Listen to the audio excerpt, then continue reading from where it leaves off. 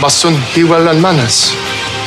I will torture his body so that his soul learns to be humble. Okay, he know we just talking here, right? I mean, we just getting people interested in Cage Against the Machine.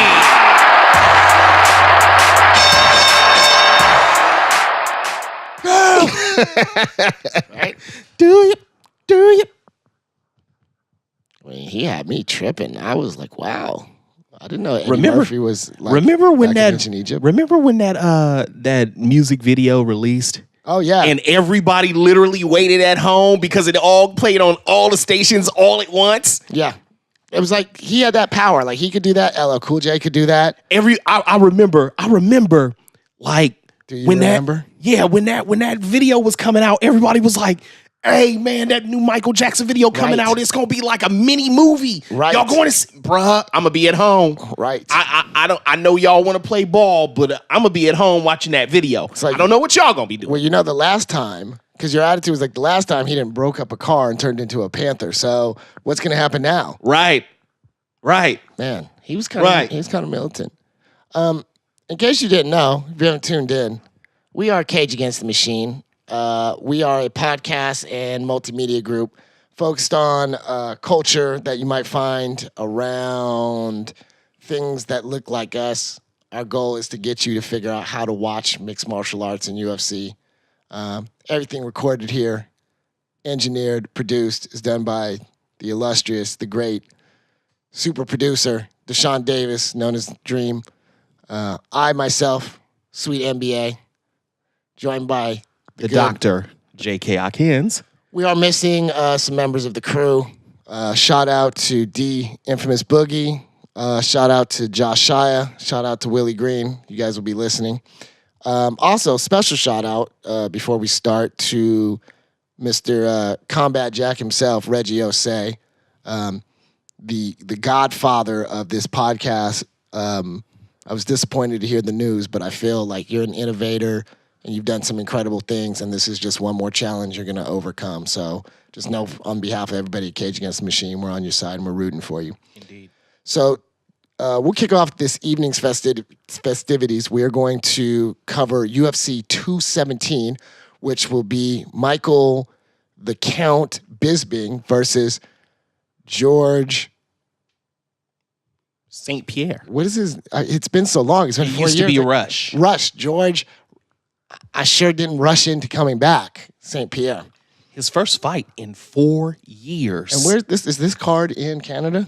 This is actually in New York City at Madison Square Garden. New York City. Get a rope. Darling, get a rope. Get a rope. As usual, we'll start off with the early Fight Pass prelims, not to be confused with the Facebook prelims. I want to point out Reebok. If you wanted to sponsor us, JK is already fully in. The doctor's in here.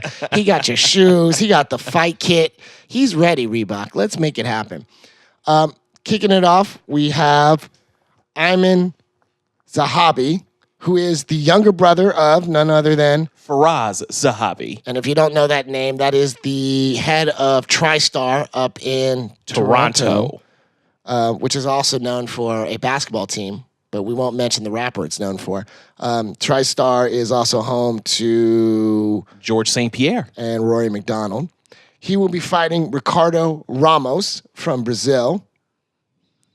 You're looking at a 7-0 record versus a 10-1 record. Who do you got? Although it pains me to actually say this, Zahabi is actually pretty damn skilled. Yeah, I would have to be. He is pretty doggone skilled. That is for sure. It's a matchup of young lions with Mr. Ramos. Mr. Ramos is extremely great on the ground. Okay. So with Zahabi being I think the more well-rounded fighter of the two, but he is also the least experienced. Got it. I am going to take Ramos in a split decision. Interesting. I'm going to go for Zahabi on decision based on the fact that I don't think there is anyone who has better game plans than his older brother. And the only way we could find that out would be comparing it against Jackson Winklejohn, but we couldn't compare it because of all the times that they've worked together on GSP's career. Right. So given the fact I think his brother's going to pour in a bunch of game plan to him, I think he will coast pretty easily on this fight, and that's probably why he was picked. Okay. Moving on, we have what could be an interesting fight, or it could be a why is this happening, or it could be I can't tell these two apart, but we're going to help you. Ovens, Von Flew, St. Preux, that should be, I just gave it to him. See? He should pay me for that. Thank you. Versus Corey, oh, you changed your name. Oh, you changed your name. I respect you much more for that. Overtime Anderson. What was it before? 25. Beastin 25-8. Oh, Beastin 25-8. Yeah, the infamous nickname. Just sit down, sir. Sit down, good sir. He decided to do that. Yeah. My prediction is, given what I saw against Jimmy Manuwa, I'm going to give, a second-round knockout to OSP? Boy, this is a tough one to call. So for those who do not know, Ovens St. Preux was actually an SEC football player in his college days. Right. He picked up martial arts after college. Yeah, I didn't gather that by the fraternal tattoos. Yes. Yes. Yeah, so those of you who also don't know, Ovens St. Preux is a member of the esteemed Omega Psi Phi, who I had beef with in my college days. But that's a whole nother story. That's because you guys take football a little too seriously. But that's no, it also has zero to do with football, actually. But that's the signal that he uses, or the taunt or the celebration after every victory. Yeah. Yes. Yeah, we know something about symbols being alphas. Anyways, moving on. Yeah. I am going to take Ovens St. Preux. I'm actually going to take him in a submission. Really? Okay. I'm going to take him in a submission. You know, mine might end up that way. I think we definitely think that Corey's, if he gets when Corey gets touched, he's not going to stay standing. And then on top of that, Ovens St. Preux has the tools necessary to nullify Corey Anderson's wrestling. Absolutely. Even though that's not to say Corey Anderson's wrestling isn't great. No, it is. It's just not. It's not enough against. It's not Daniel Cormier. And also, when he shoots in, OSP he comes from man, Corey Anderson, or is it just me? Or does Corey Anderson try to shoot from very far away? Yeah, he does. Well, you know what it is you know where he trains. You know who's his mentor? Who? Frankie Edgar. Ah. So there's things that he's trying to do that he sees the guys around him emulate that he can't do because he hasn't figured out you're 205. I was about to say Frankie Edgar's 145 pounds. Right. So you can't do that. But that you always see that. You always see that issue. Okay. You know? Okay. Stranger things have happened, I suppose. Yes. So we're agreed upon that one. Yes. Unfortunately. Okay. Next fight. We have Alexei Oleinik. the boa constrictor. Yes. He really looks like he's trying to sell me a new stereo on Market Street. Either that or some Timberlands that come in a color I'd never seen before. I would like to point out something, though, but before we get to that, he is also fighting Curtis Blades. Curtis Razor Blades. Who needs to use one? Yeah, and he didn't Blades just fight in UFC 216? He might have. Or was it... Or are we confusing him with Walt Harris? We could be. Maybe it was 215 or 14 that Blades was in. Yeah, there's that. There's three heavyweights who are of African American descent who I confuse all the time. Walt Harris and Curtis Blades are the two, and then there's another one who's in there. Okay. See, that's how confused I am. But it'll come back to it. Okay. So who do you got on this? I am going to take Oleinik by submission. Yeah. Something to point out, ladies and gentlemen. Alexei Oleinik, if I remember correctly, I think I remember this correctly. Oleinik was the first to pull off an Ezekiel choke. in the octagon. Let's go with this flow and assume that people don't know as much about jiu-jitsu as you do. What is an Ezekiel choke? The Ezekiel choke is actually the rear naked choke in reverse. Okay. So instead of putting pressure around the Adam's apple area, it actually puts pressure on the base of the spine, on the back of the neck. Do they ever explain when you're training this why they come up with these names? No. Like, you're like, okay. No. Like, like Ezekiel, chariots in the sky. So before you black out, you talk to God. You know what I mean? No, they don't ever. No, never. But yes, it's meant to put pressure on the base of the spine from the neck in. That's one of my, I don't want to say frustrations, but the techniques in grappling, especially in jiu-jitsu, are not as obvious. Mm-hmm. Whereas in striking, it's obvious. Like, why do you call it a question mark kick? Look at the leg, right? I make a question mark. You know what I mean? It's obvious. Although technically, it's really just a heel hook, but there's that. Right. Anyway. Right. There's that. Tomato. Yeah, I guess so. So what round is Mr. Blades getting choked out? First round. I think he'll survive to the second. That's the only place we disagree. Okay. Next fight. Moving on to our FS1 prelims. Before I go here, let me just say this, because I've said some things and I got some flack before. Here we go. SweetMBA is not anti-Jamaican MMA. No. Sweet is pro-Jamaican. Pro-Jamaican. But Jamaicans, if you're going to expand into the sport, and I want you to, I need you to, I love you to, I want you to spend a little bit less time playing soccer and a lot more time wrestling. Wrestle.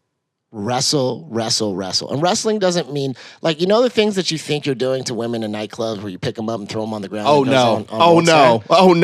No, he didn't go there. That's not wrestling. He didn't go there, did he? No, wrestling is understanding what happens when somebody puts you up against the cage. You need to spend a lot of time hand fighting because this is where they always get stuck.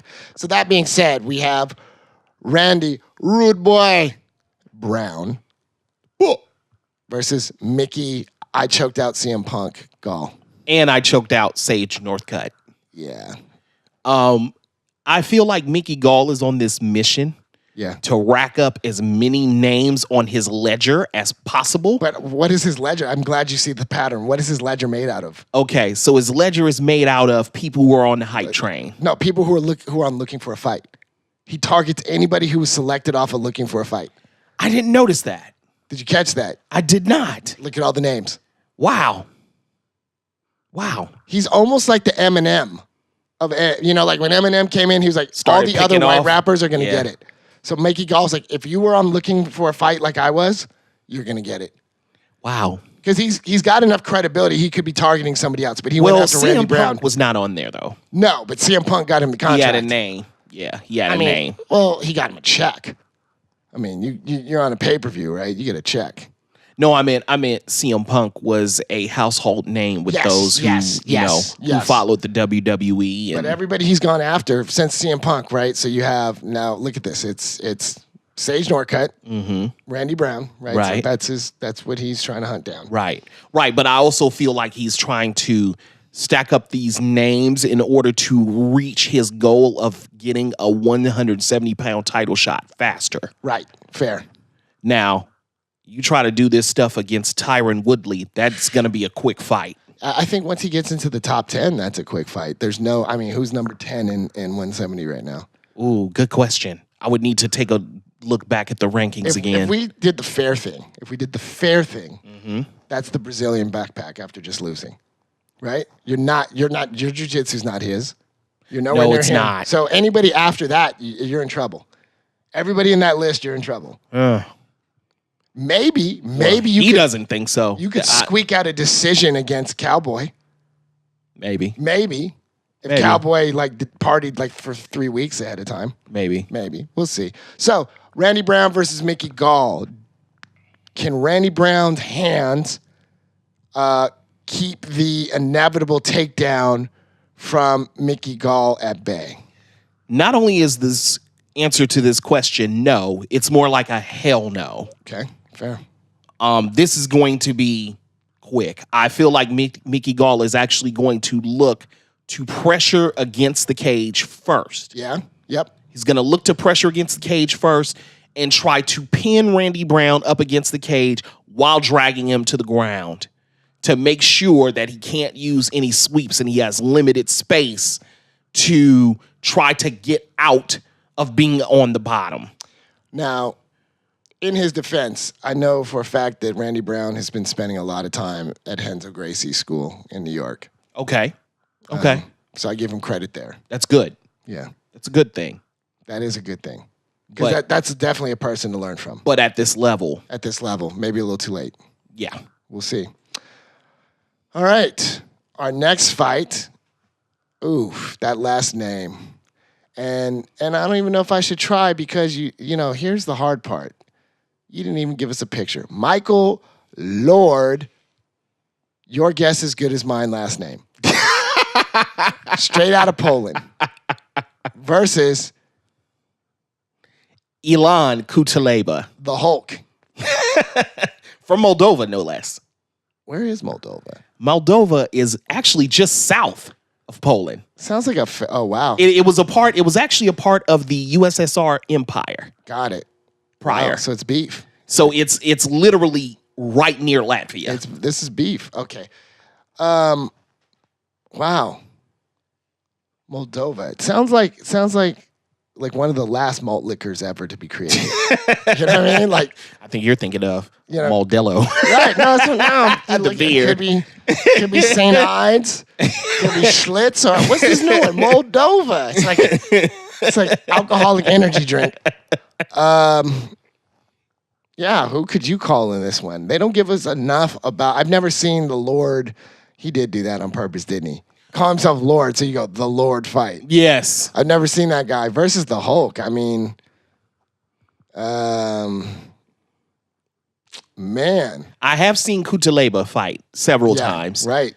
The thing with Kutaleba is that he's a very up and down fighter. You never know what you're going to get from him. Yeah. From fight to fight, which is evident in his UFC record, which is 2-2. Yeah, and his range. He's still.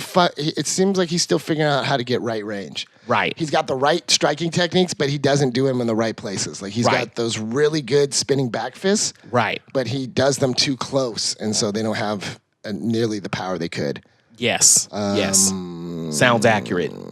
I'm going to take Kutaleba in a decision. I would too. I have never seen. I have zero. Sorry, I don't speak Polish. Most of the time, I'm pretty good with Polish names, but this one is well beyond me. I don't know if you know this, but I don't speak Russian. I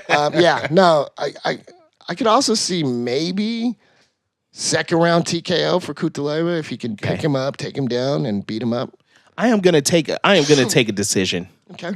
Just because I don't know That's what safe. Michael is bringing to the table. That's something to look for. So I guess if anything else, you'll see some really good striking. Moving on to the fight that should have happened in UFC 215 that I was robbed and my fantasy league robbed me of. And you know you're thieves, and I'll get you later. We have Walt the Big Ticket Harris versus Mark the Hand of Godbeer. Now, if this fight sounds familiar to you and you're like, wait, this sounds so familiar, it's because we already talked about it. And what happened during UFC 215 is the Black Beast was injured. Yes. He had a back problem. And so at the last minute, the day of, they needed a replacement. So what they did is they moved Walt Harris in. To fight for Vicio Verdum. Which is interesting that they didn't move Godbeer in.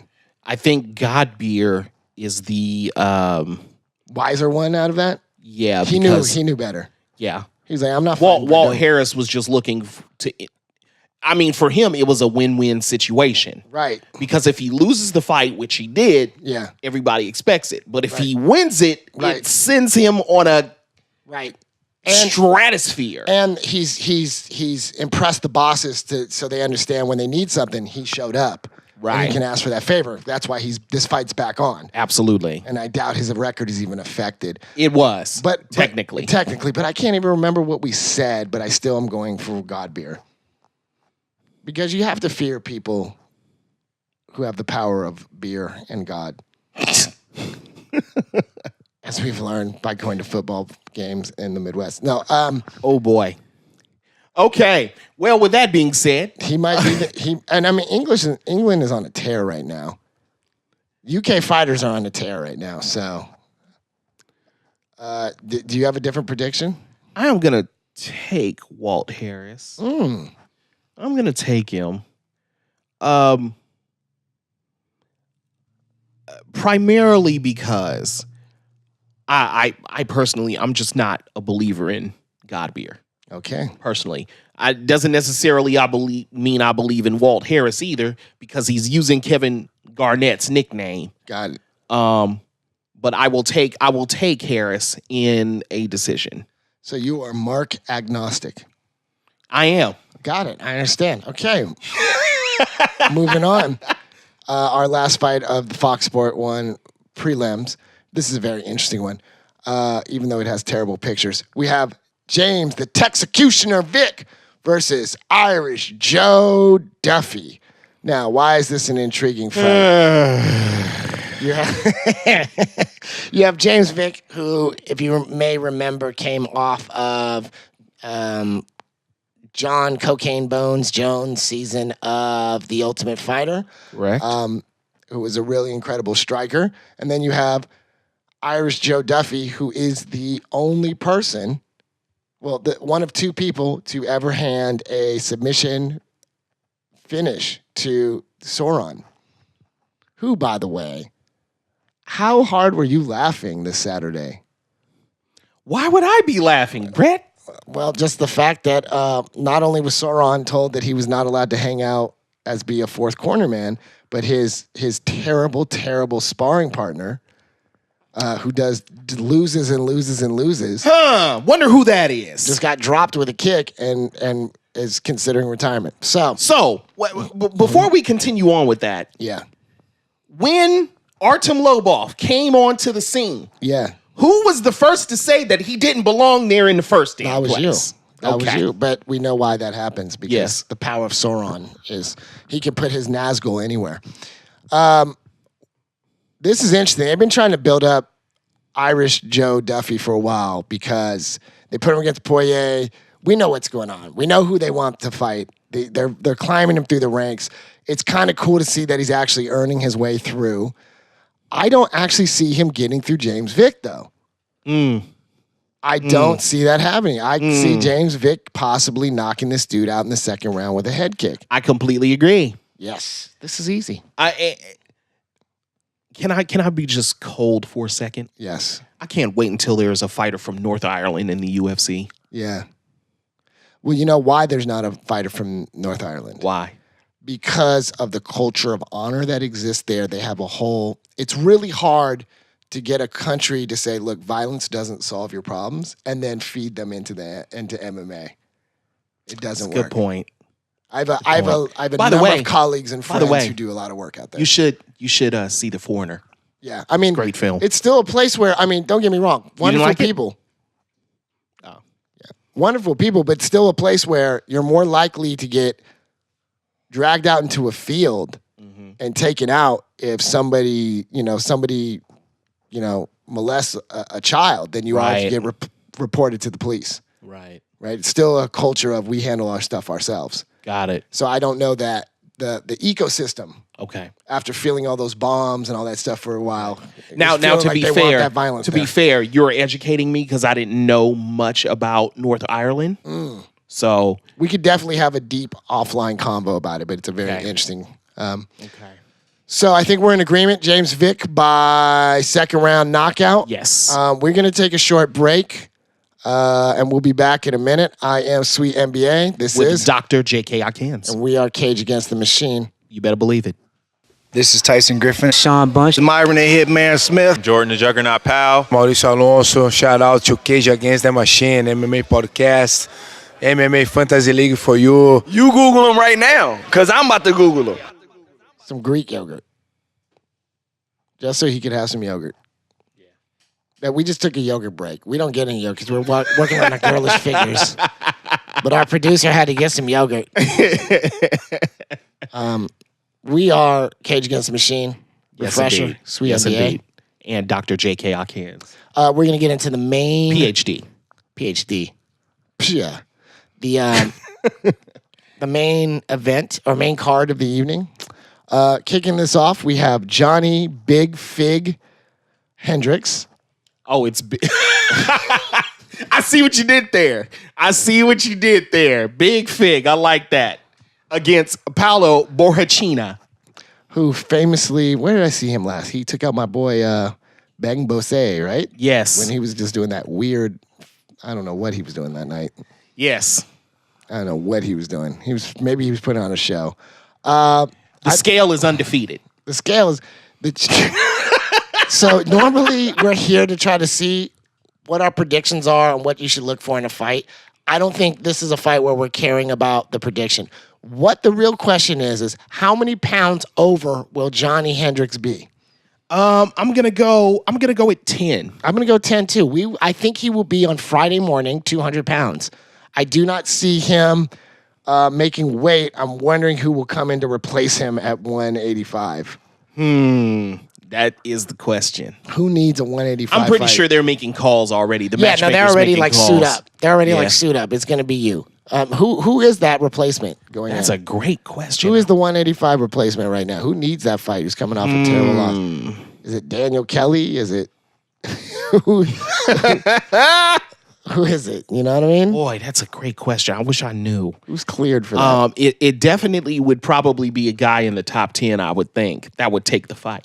But why would they need against Paulo, right? Because he's still, what's his ranking? He's not up there. No. Neither of these guys are up there. No, So which is why I find it interesting that this is even on the main card to begin with. I have a bad feeling. I kind of felt like Ovin St. Preux and Corey Anderson should have been the fight that was actually on the main card. I would agree. I would agree. They should have swapped that out. They may just. They're still weak. Yeah, they may. They're still weak. They may. Yeah, we'll see. And let's see what happens as a result of this fight this Saturday with Brunson and Machida. Shout out to Derek Brunson. Boy, that's not looking good. So I just want to point out, we're not even predicting a winner of that fight because we don't actually think that the fight Johnny will Hendricks will happen. make it to the cage. Yeah. I don't. If I'm wrong, I'm wrong. Yeah. But I ain't been wrong the last 4 years. Yeah, we've kind of, gotten to the point where we know what the scale is going to read when Hendricks You know what's step really on. ironic? 4 years ago, Hendricks was going to be the welterweight champion. And I mean, he absolutely pummeled George St. Pierre in that fight. And now GSP, it's like he's going to make weight and Hendricks isn't. And it was funny. Thanks, USADA. And it was funny because I was saying, okay, well, why doesn't he move to 185? And then he moves to 185 and he can't make 185. No. It's the oddest thing ever. He can't Because even when he was at welterweight, right, he was still missing by like in between 2 to 5 pounds. He would miss weight at heavyweight. Yikes. He would miss weight at heavyweight. So you're trying to say he would weigh in at 267? This is not a person who understands this concept of the game. He's going to eat whatever he wants to eat. He don't get it. Moving on, we have Stephen Wonderboy Thompson. Oh, boy. Versus Jorge Gamebred Masvidal. Oh, boy. This is a fight. Oh, boy. This is a fight to watch. This is an incredible fight to watch. This is definitely a main event. And this is one of those fights where when people ask, well, why should I watch MMA? What is the excitement about? This is a fight to watch in terms of the striking styles. Stephen Thompson has his kickboxing, sport karate, taekwondo, angle upon angle legs that you never see coming. He almost boxes with his feet. Is that accurate? That is accurate. And then you have Jorge Masvidal, which many people may not know this. This dude started off as a street fighter. You could see him in the old Kimbo Slice videos where he is straight out of Miami. Straight out of Miami. Took out Kimbo Slice's disciple, Ray. But he also, he's famous for this, nearly crippling Cowboy Cerrone. He is just one shot, one kill, taking out 170s. I think his fight against the Brazilian backpack was sort of a hiccup because there's not really much you can do. Everybody gets put into his game plan. And I admire the fact that he didn't run from him. He was able to just go there, and and competitively, he defended himself. He didn't get choked out. No. Not many people could say that. So, this is going to be a great fight. I think, though, if Stephen Thompson thought he had trouble with Tyron Woodley's hands, oh boy, I do not know if he's ready for the southpaw killer that is the liver kick that comes from Jorge Masvidal. I think there's a second round KO coming. Wow. The question isn't how this fight is going to end. Okay. The question is when and by whom. Yeah. These two guys are extremely similar. Yeah. They are extremely similar. You have Masvidal, who has this innate ability to come up with a knockout from the kicks. Mm-hmm. You also have Stephen Thompson, who does exactly the same. Yeah. I'm not sure how you tailor make a game plan to counter a guy who's similar to you. So, with that being said, I'm going to pick Masvidal for one reason and one reason only. Okay. Stephen Thompson needs to get away from his father. I would go even farther. I would say not just his father needs to get away from war. Right? So he needs to get away from the whole Longo, Weidman, Sarah, all that. I don't think that's going to grow him any. And I think... Well, his father is his head coach. Right. And American Top Team has had a better track record at taking out that crew. Yeah. than And the thing is that when you've been coached by the same person for 30 years, yeah, what new can you learn? Right. And I think that's where Stephen Thompson is right now, especially with both the fights against Tyron Woodley, which both fights went pretty much exactly the same. Yeah, who besides I can't make weight Hendricks, who has Thompson finished in the UFC? Case in point. Right. See, so even then. So I'm taking Masvidal, also in a Absolutely. second round KO. Absolutely. Oh, and now we have come. Here we go. And I think it's been a long time before we can say there's been a card where we've had 3 Title shots. So we are definitely now 3 at title fights. the co-main event. But I feel like saying it co or saying co is sort of like, it's sort of like adding a mulligan to it. I think we just need to start saying these are the main events. Absolutely. So we are now at the main event of the evening. We have one JJ, Joanna Jędrzejczyk. Joanna Jędrzejczyk. I was having a conversation, what he said. I was having a conversation with a young man from China who felt MMA was interesting but way too bloody. But he said, I love watching the women fight. And I said, really? Who do you like? He's like, have you ever heard of Joanna? I was like, oh, yes. Mm-hmm. And so I admire this young lady greatly in a couple reasons. Her technique is amazing, and then on top of which, her energy between rounds. But she's also fighting maybe my all-time favorite woman fighter. I'm sure there'll be plenty more after her, but I still really enjoy Thug Rose Namajunas for so many reasons. Namajunas. So, if I could just point this out. Yeah. I'm going to go on record right now. Okay. And say that Rose Namajunas is the most talented female fighter in the world. Mm-hmm. I don't even think it's even close. Yeah. She trains, for those who do not know, she trains at the 303 Training Center in Colorado. Mm-hmm. She is not, prior to some people who believe, with Elevation. She is with 303 Training, right, where she gets a lot of one-on-one work, and every single time you see Rose Namajunas, you see something different. And I am not sure that Jędrzejczyk has the wherewithal to fight off this bulldozer that's coming at her. Also, we should mention that her training partner is Valentina. And why is that important? Because Valentina is the woman who actually beat Joanna Jędrzejczyk in a Muay Thai match. Yes. So not grappling, but striking. So she has the inside track and is coached by the person who outstruck Joanna. I couldn't be happier to see this fight. I'm a big fan of both of them. I wish I could strike like Joanna. Hell, I wish I could strike like a rose. I wish I could do a lot of things like both of them. And then also, I'm not covert about it. I'm a huge fan of Pat Barry. I think his lifestyle changes and his rebirth has been great. I'm a big fan of that dude. So to see them working it out, I'm really happy for it.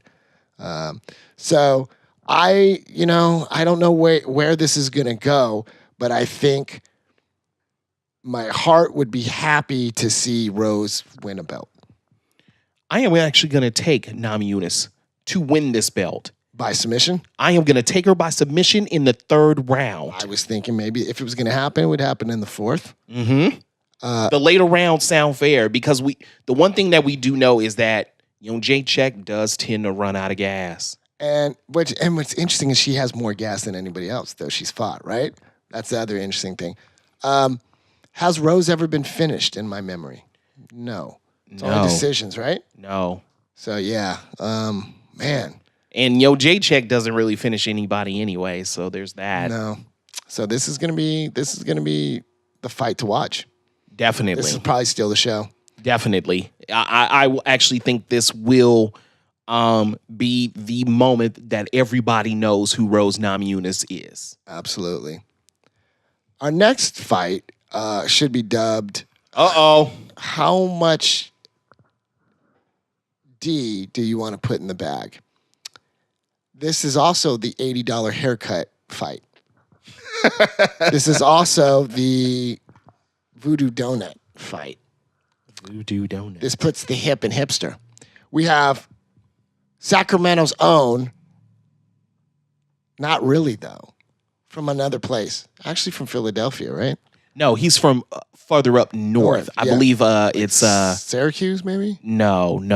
He is from the Sacramento area, just a smidge farther north. But I thought he came it's from like Camp Angels or something like that. Yeah, but I thought he came from the East Coast with his boxing because he was saying that on the pod on Rogan's thing. Okay, I didn't know that. We have Cody No Love Garbrandt, who was from the Northeast Ohio area. That's what I was meant. Ohio. Oh, okay. I thought you were talking about Dillashaw. No. Okay, no. Yeah. He's from the East Cody Coast. Garbrandt is from Ohio. He's from Ohio. He used to get it in Ohio. He's from Ohio, but now he reps East Sacramento. And then there's an interesting tell of the tape. We have TJ, I'm not telling anybody I'm a snake anymore, Dillashaw, who is from Sacramento, but is now in Colorado and really kind of defining the elevation team. You guys have watched enough of TV to know these two really don't like each other. This is... and if you saw The Ultimate Fighter with these two as the coach, you would understand why Cody Garbrandt really chaps my hide. Seriously. Yeah. And it's funny. I just have this issue with uneducated people. I hear that. And not from a sense of, oh, you didn't go to college, just from a sense of, what's the right way to say this? Just from a sense of, I watch him and I'm not sure that that's a person that you can carry on any kind of conversation with. Well, he doesn't talk. He's not, you know what I mean? He talks in the ring. As opposed to TJ Dillashaw, who likes to end people's careers when they're just sparring. Definitely. Who likes to beat up white belts. Oh, is that what they say? Yeah. Yeah. Yeah. No, interesting. He's real hard when you're just starting out. Interesting. He's hard body when you're just starting out, but very interesting. But when it, the other times when we're really training, then it's oh, why you punch so hard? Yeah. Interesting. I've heard that from multiple sources, and not okay. Just, yeah. Okay. So, okay. Yeah, he's that guy in the gym. Okay. Yeah. So the story you were telling earlier about why are we doing head kicks when you're just learning to spar? That's him. Okay. That's it. Here, let me work with all the white belts so I can bully them. TJ Dillashaw has not really had a finish other than Renan Barão. That is correct, but he has picked apart a lot of opponents. They have been fights that, in fairness, haven't even been close. And Cody Garbrandt, the only person he hasn't finished was Dominic Cruz. And that is the only real competition he's ever actually had. So, if we were doing a podcast about predicting fights, who would you predict won this? I am going to take Dillashaw. Interesting. I just think that Dillashaw has too many weapons. Cody Garbrandt is about as simplistic a fighter that you will find in mixed martial arts. That's really interesting. The only difference with Garbrandt is that because he has excruciating knockout power, especially at the 135-pound level in weight class, it's uncanny for that weight class. But his skill is extremely limited. Whereas with Dillashaw, there are multiple tools in that toolbox. And I just think that Dillashaw has too much for Garbrandt to actually deal with. So, Dillashaw by decision, you think? I am going to take Dillashaw by decision, and I'm going to say it's not going to even be close. Interesting. It's a very interesting attitude. You couldn't be more wrong. Okay. But it's very interesting. Okay. Cody, there's only one way that Garbrandt could win this fight. by knockout in the 4th round. Okay. Because his boxing, you're right, he's going to get tagged a lot, but his boxing, when he connects, he's going to knock TJ flat. Okay. That makes sense because But that's he's the gonna- only way he can win. But I don't know if he will survive the rest of his career after this fight. I think he's going to take way too much damage. I see.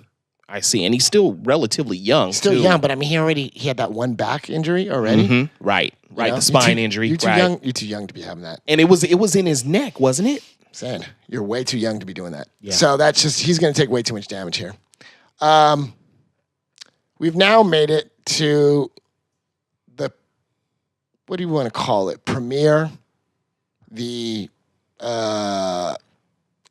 main, Final fight. the final fight. I don't know how you want to call this. The final fight of the main event. I don't know if this is really a fight. I actually think I saw this movie before. It was called Last of the Mohicans, Okay. where the French and the English went to war Okay. in Canada. Right. So I'm just waiting for Daniel Day-Lewis to actually throw a mohawk at somebody. Got it. During this. Okay.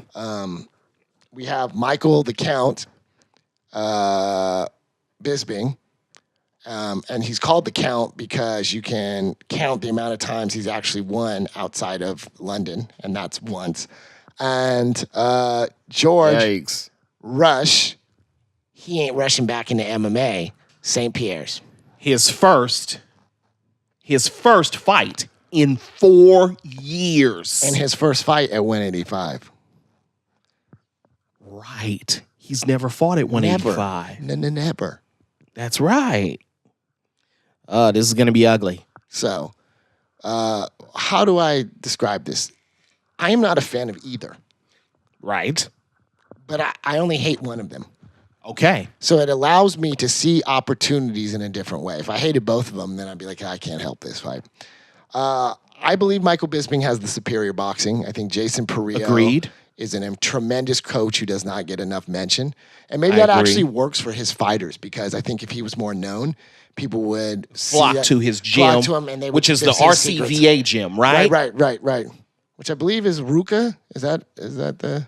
I forgot how it's pronounced, but I I think do that's- know that it's in the Orange County area, Absolutely. correct? It's also he's the one who changed cyborg striking.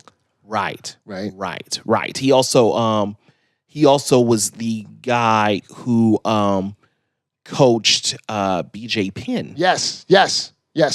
primarily with boxing. Absolutely. That's how he got into MMA. Absolutely. And he was doing a lot with Lorenz Larkin for a while. So you have that great boxing. Michael Bisping also doesn't get enough credit for, he's actually a Muay Thai fighter. A lot of people Correct. don't know that. Correct. And he has a really good takedown defense. He has a Also really, correct. Really, I mean, we saw that against the fight against Matt Hamill. But then you have George St. Pierre, who is a really good kickboxer. And what I mean At by least that, he was in he was 2013. last time we saw him. Yeah. Last time we saw him, he's a really good kickboxer. And what I mean by that is he blends his Muay Thai and his karate and his Sancho seamlessly. Kyoko Shin karate, no less. Absolutely. Right. And the man was one of the best in the world to do it. Right. With Kyoko Shin. Yeah, absolutely. So there's that. Right. It almost makes you wish that people were wearing gi so he could do the grab the gi knee. Right. You know what I mean? Right. But I think he's one of the first people to really bring that, not that rolling kick, but the roundhouse, that sneaky like whip roundhouse that Kyokushin does. Mm-hmm. So he's got that, and then we know he could take you down at will. In fact, I think he was sort of following Tito in terms of bringing the double leg. Right. But the way he does the double leg is, the way you see, it almost is like Wolverine from X-Men, where he's flying through the air and his 2 feet are in the air, and he's almost Goldberg spearing. Right. Right. So he takes people down at will, and he also has some experience taking out boxers. We saw that against Nick Diaz. Yes, we did. We did. But we know he's game plan city. I really put a lot of credence in the coaching of Firas Zahabi when he has the right fighter who has the right mentality.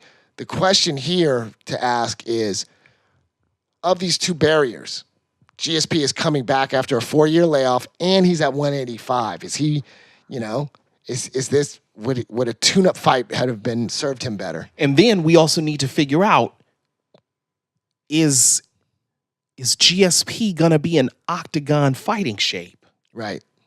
We that is something that we do not know. Right.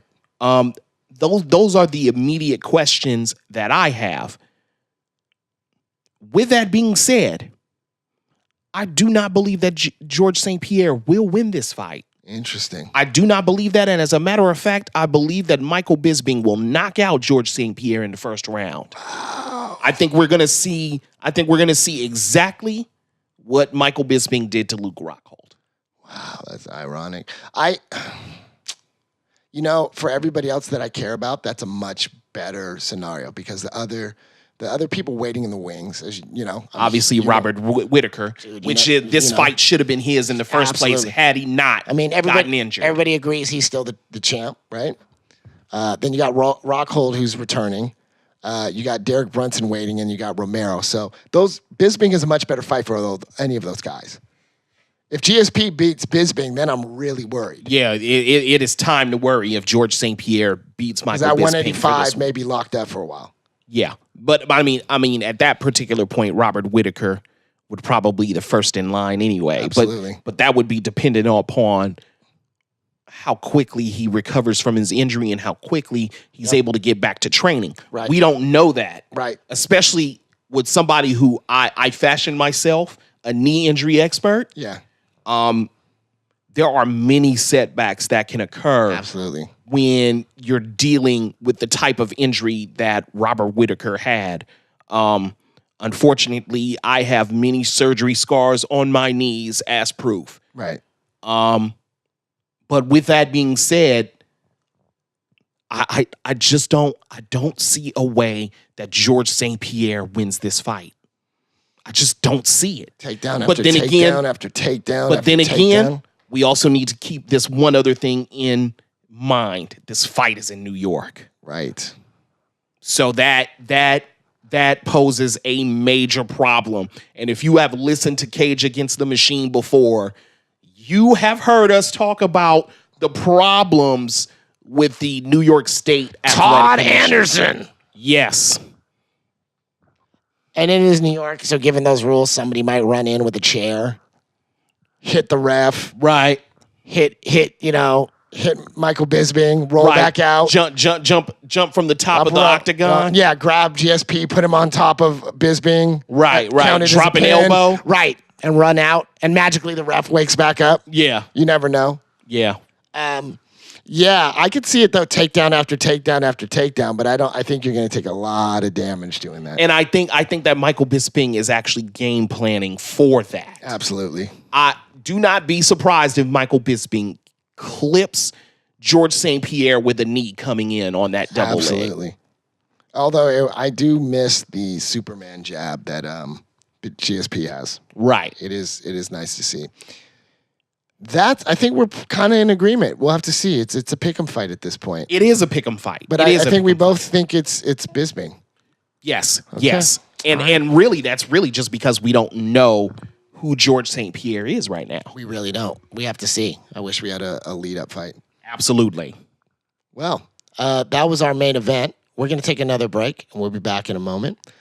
My name is SweetMBA. And I am J.K. Akins, Ph.D. We are Cage Against the Machine. See you soon. Cage Cousins, how you doing? This is Sweet, co-founder of Cage Against the Machine. For a year or so, we've just been bringing you content, trying to show you the things that we care about when we watch fights, especially UFC fights. And you probably heard us alluding to this app. I won't say that it's completely ready, but it is ready for you. And you should check it out. So, go to cageagainst.com, click on fantasy, sign up. And one of the coolest things that we're really excited about is aside from challenging your friends at each and every UFC event, you can also really kind of put your money where your mouth is. You could challenge your friend for a beer. For example, DeShawn Davis, super producer, he made the mistake of telling me that a certain fighter was going to win. I told him it wasn't going to happen. I challenged him and he paid for my beer all night. It was wonderful. If he keeps challenging me, he's probably going to end up paying all my parking tickets. This is just a wonderful thing that we keep doing. But we don't want to be selfish. We want you to be a part of this.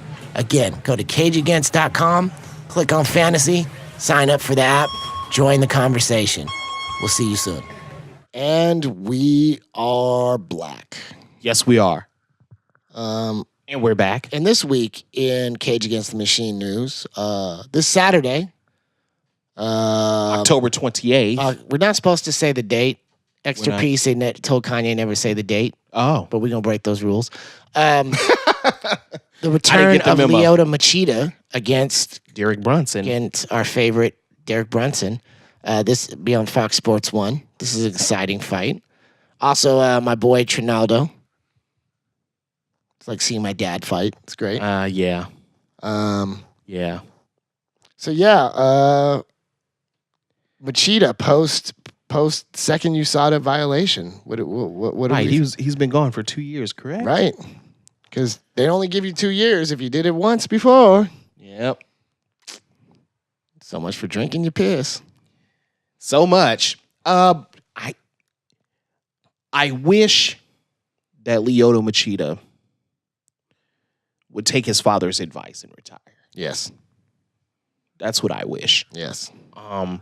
And maybe even dedicate his time to coaching his little brother, who is in Bellator. Shinzo? Yeah. Isn't his brother older than him? Oh, I thought it was his... He's little, right? He's smaller, but I think he's older. like 10 years older. He's older? Dude's I did not 40. know that. I don't even know how he got a clearance. I did not know that. Yeah. I thought he was younger. Yeah, no, this whole time. he needs to move on.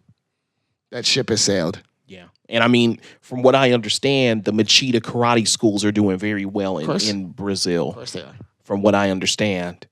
If I were him, I would just focus time on that because I mean, you're stepping into the octagon with a young lion like Derek Brunson.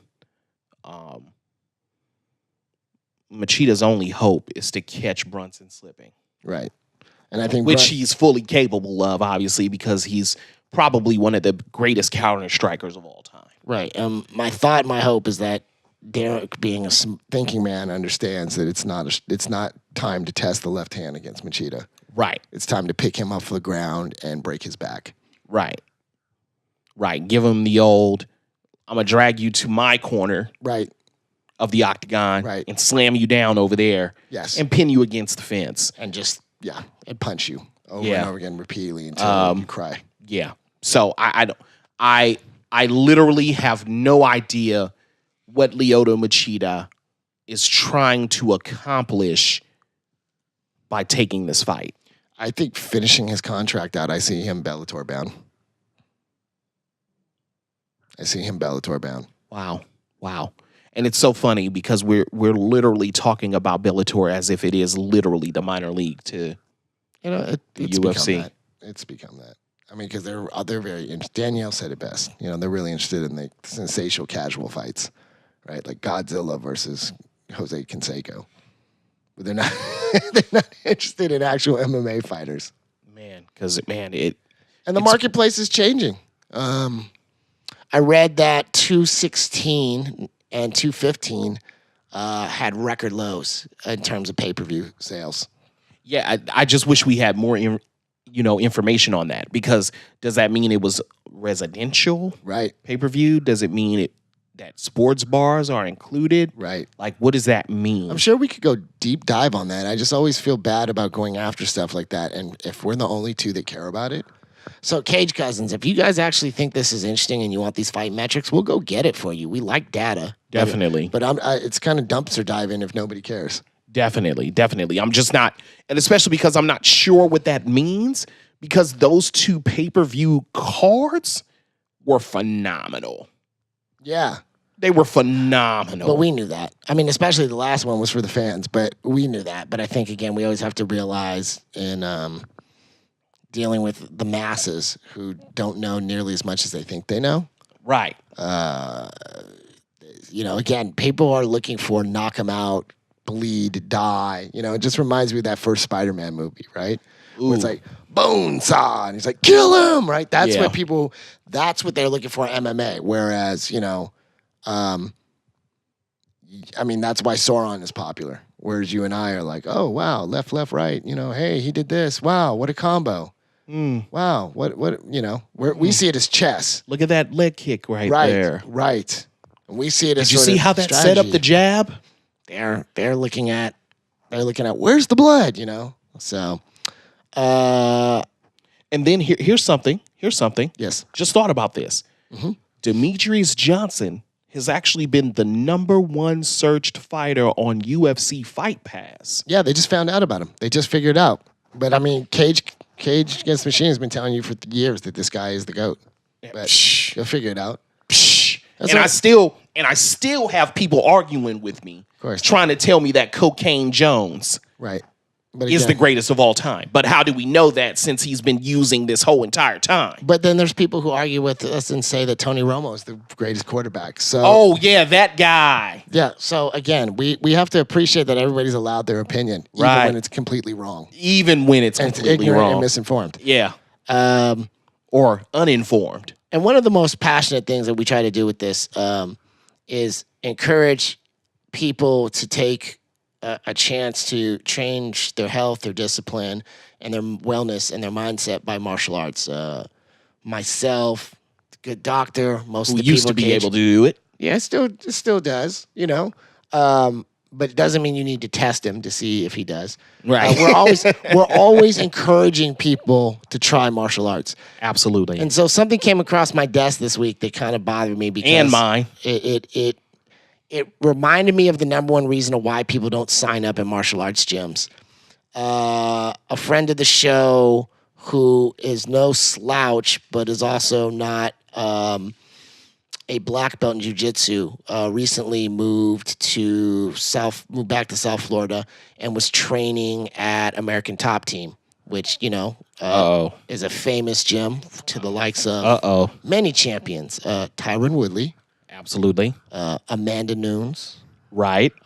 Robbie Lawler at one time. Joanna Jędrzejczyk. I mean, you have champion upon champion there. And so this person is beginning... In the former gym of the departed Kimbo Slice. Absolutely. And this person was starting a regiment of MMA jiu-jitsu and started rolling with one of their black belts by the name of Karina Dam and was immediately put in a heel hook. So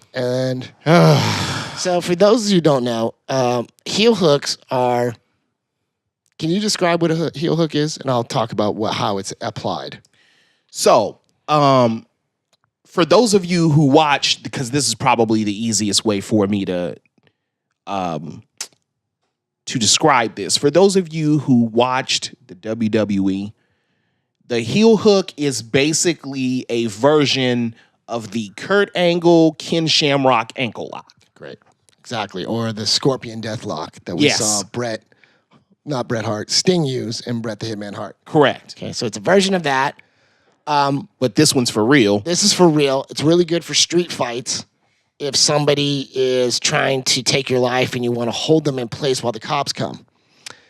If you're doing And it, also if you want to separate their Achilles tendon. right, if you want to rip their knee. If somebody has size on you and you want to hurt their leg so they can't come after you, it's a great technique. That's also why it's illegal in MMA and it's illegal in championship jiu-jitsu. And generally, it's frowned upon in sparring. And I would think the equivalent might be in any kind of kickboxing. It's sort of like throwing a spinning heel kick to the head. Correct. It's the equivalent in boxing of throwing a rabbit punch. It's trashy. It's really selfish. And so when you apply it to somebody who is trying to learn and is paying money to learn, it shows irresponsibility. So if I feel like I'm putting somebody on blast named Karina Dam, and I'll definitely put their Instagram out there so you can talk to them. Not only is it irresponsible, but it shows a complete lack of respect and disdain, not only for the person that you're sparring with, but martial arts in general, because that's not what we're about. Yeah. It's basically dunking on your little brother and then getting in and thinking that you're Michael Jordan. And yelling in his face. But then and then on top of which, there's lasting damage that may not be able to be repaired. Right. Not only physically, because if it's applied right with the right pressure, you're talking about a possible torn patellar tendon in someone's knee. You're talking about a ruptured Achilles tendon. You're talking about a possibility of fracturing someone's ankle. Not only are we talking about that, but we're talking about the mental damage that it could do to that person who is trying to make a lifestyle change, and you may drive them away from the gym forever. Bingo. And I think this is why we take it to heart, is because we always want to create, with this podcast, with MMA, with martial arts, a safe place for people to start getting involved in martial arts. And this is the number one thing they're afraid of. So I think what we wanted to bring up is that there is accountability mechanisms where you would see other members of that gym, like Amanda Nunes, putting this person on blast and being like, you're a trashy black belt. This is the type of person that the other folks at my gym might not even let in, because they would check them and try them out and say, you know what, your attitude sucks so much I can't have you around white belts. This is also the stuff where martial artists would probably serve you up in private and say, don't ever let this happen again. Right. Right. And then, just from my own personal experience, well, not my personal experience, but someone I know who went to a particular gym, and the first time he spars, the person that he fights throws a head kick from the lead leg to his face. Yeah. This was his first time sparring, and he had only been training for 3 days. Right. And he steps on the mat with a Muay Thai practitioner who throws a head kick from his lead leg out of nowhere. And I don't think that's okay. And I would also argue that maybe if you're starting, I probably would wait 6 months before I start sparring.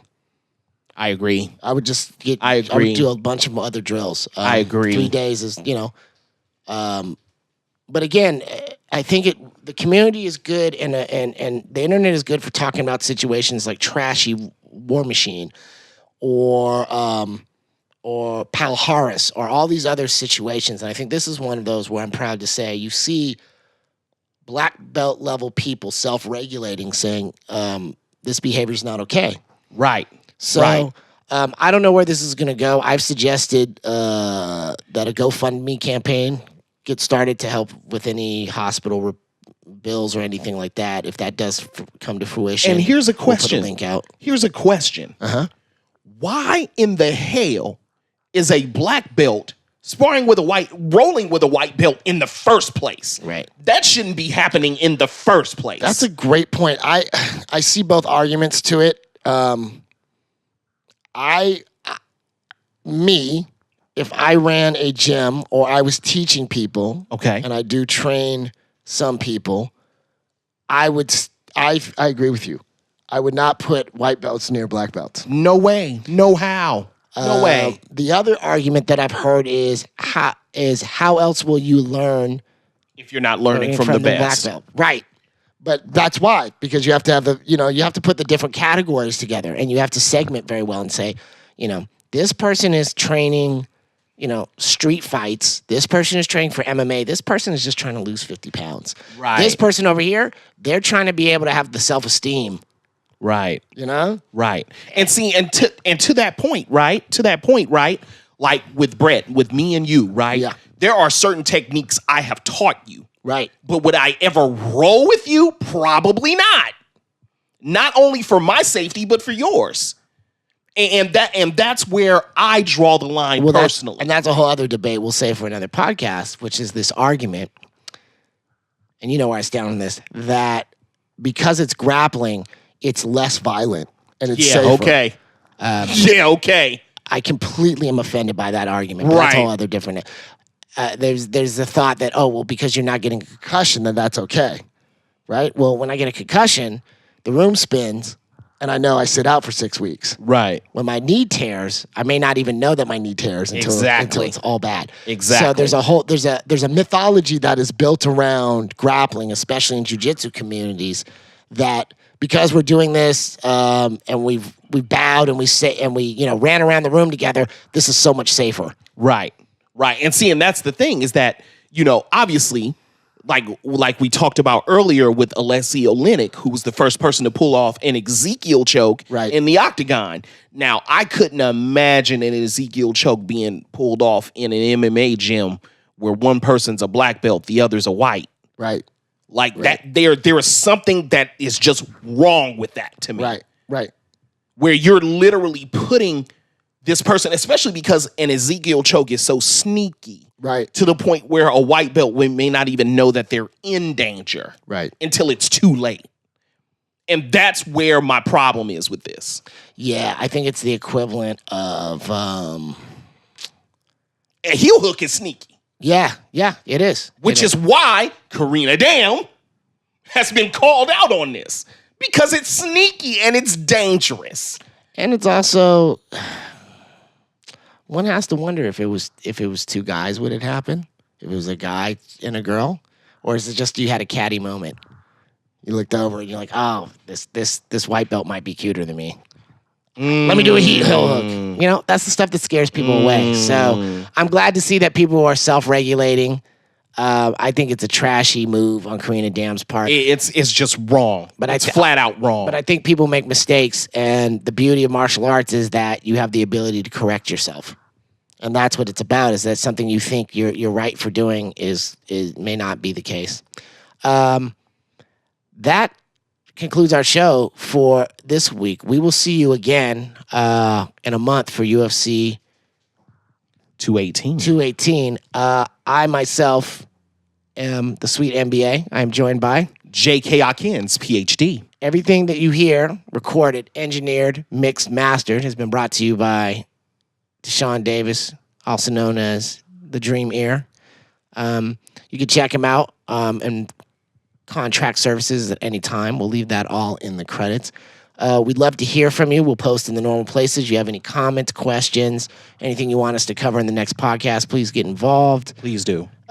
This has been a pleasure, and we will see you as we hit up social media and argue next Saturday at the fight. We out, and without further ado, cheer!